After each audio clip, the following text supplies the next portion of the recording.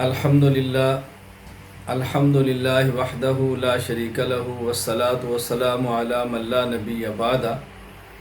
اللہ رب العزت نے اپنے دین کو دنیا میں عام کرنے کے لیے، نافذ کرنے کے لیے، دنیا کے کونے کونے تک پہنچانے کے لیے حضور اکرم صلی اللہ علیہ وسلم کو جو اشخاص عطا فرمائے انہیں اصحاب پیغمبر صلی اللہ علیہ وسلم کہتے ہیں۔ نبی کریم صلی اللہ علیہ وسلم نے ارشاد فرمایا ان اللہ اختارنی واختار لی اصحابی، اللہ تعالیٰ نے جس طرح مجھے پسند فرمایا ہے میرے لیے میرے صحابہ کو پسند فرمایا ہے۔ صحابہ کرام رضی اللہ عنہم اجمعین میں سے ہر صحابی امت کے تمام طبقات اور تمام افراد سے اعلیٰ ہے، لیکن صحابہ کرام رضی اللہ عنہم اجمعین کے درمیان باہمی آپس میں فضیلت ہے کہ ایک دوسرے سے افضل ہے۔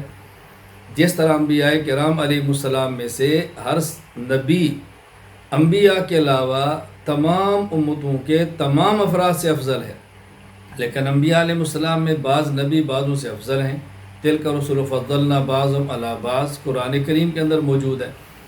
حضور اکرم صلی اللہ علیہ وسلم کے وہ صحابہ کرام جو افضل ترین اشخاص شمار ہوتے ہیں، ان میں حضرت ابوبکر صدیق رضی اللہ تعالیٰ عنہ اول نمبر پر ہیں، حضرت فاروق اعظم عمر بن خطاب رضی اللہ عنہ دوسرے نمبر پر ہیں، حضرت عثمان بن عفان ذو النورین رضی اللہ عنہ تیسرے نمبر پر ہیں، حضرت علی بن ابی طالب رضی اللہ تعالیٰ عنہ چوتھے نمبر پر ہیں۔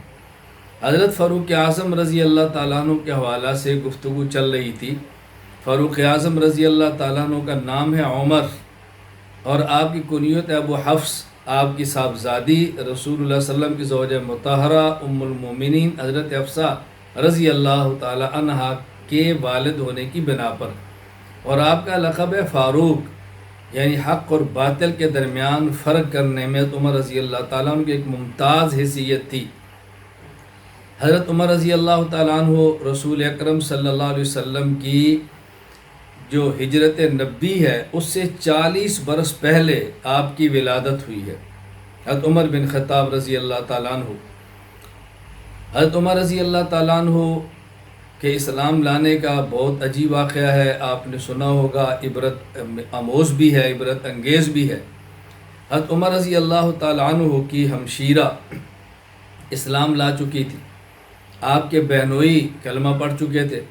حضرت عمر رضی اللہ عنہ اپنے ہاتھ میں تلوار لے کے رسول اکرم صلی اللہ علیہ وسلم کے خلاف جا رہے تھے گھر سے۔ راستے میں ایک صحابی ملتے ہیں اور ان سے پوچھتے ہیں عمر کہاں جا رہے ہو؟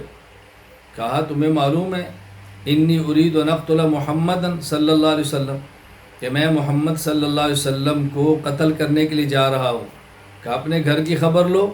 حضرت عمر رضی اللہ عنہ گھر گئے، باہر سے آواز سنی تو قرآن کریم پڑھنے کی آواز آ رہی تھی۔ حضرت خباب رضی اللہ تعالیٰ عنہ حضرت عمر بن خطاب رضی اللہ عنہ کی بہن اور آپ کے بھائی بہنوئی سعید دونوں کو قرآن کریم سکھا رہے تھے، سورہ طٰہٰ پڑھ کے سنا رہے تھے۔ حضرت عمر جب آئے تو خباب رضی اللہ عنہ چھپ گئے، تو حضرت عمر نے پوچھا کیسی آواز ہے، کیا تم دونوں نے اپنا دین چھوڑ دیا ہے؟ انہوں نے کھل کر کہا ہم نے تو کلمہ پڑھا ہے، ہم تو مسلمان ہیں۔ حضرت عمر رضی اللہ تعالیٰ عنہ نے بہت سختی کے ساتھ اپنی ہمشیرہ کو مارا اور پیٹا، لیکن وہ اپنے موقع پر جمی رہی، اللہ اکبر، جمی رہی۔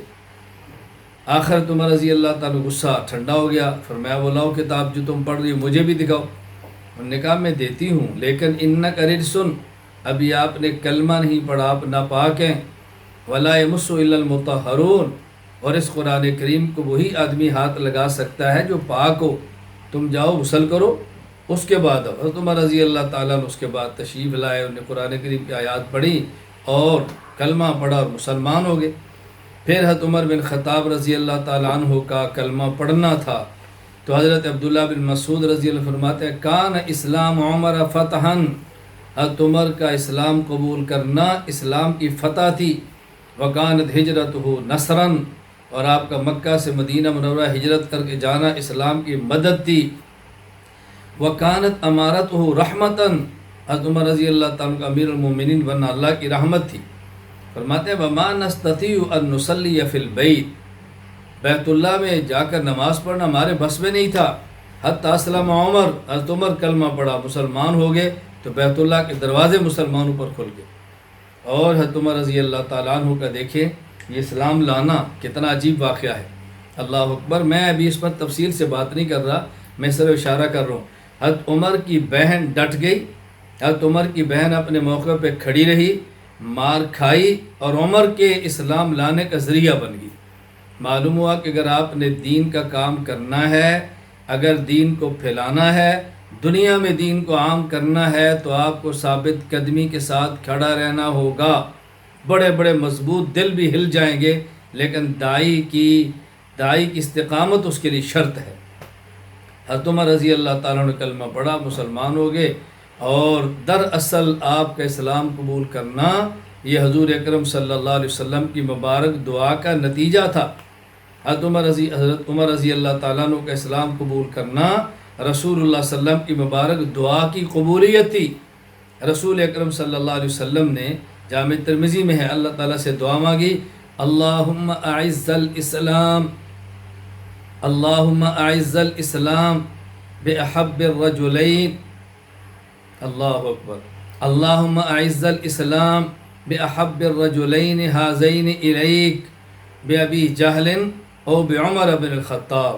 اے اللہ یہ دو بندے ابو جہل اور عمر، ان میں سے جو آپ کو محبوب ہے، جو آپ کو زیادہ پسند ہے، اے اللہ اس کو دین کے غالب کرنے کا سبب بنا دے، قبول کر لے اس کو اسلام کے لیے، اس سے تیرا دین غالب ہوگا۔ حضرت عمر رضی اللہ تعالیٰ حق میں دعا قبول ہوئی اور آپ نے کلمہ پڑھا، اسلام میں داخل ہو گئے، اور پھر اسلام کو جو عزت ملی، جو رفعت ملی، حضرت عمر کے آنے سے مسلمانوں کو جو طاقت اور قوت ملی، اس سے اس وقت بھی کفر خائف تھا، آج بھی خائف ہے۔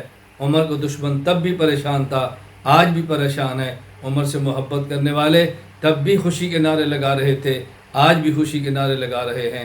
اللہ تعالیٰ ہمیں ان کی قدر کی توفیق عطا فرمائے۔ وآخر دعوانا ان الحمد للہ رب العالمین۔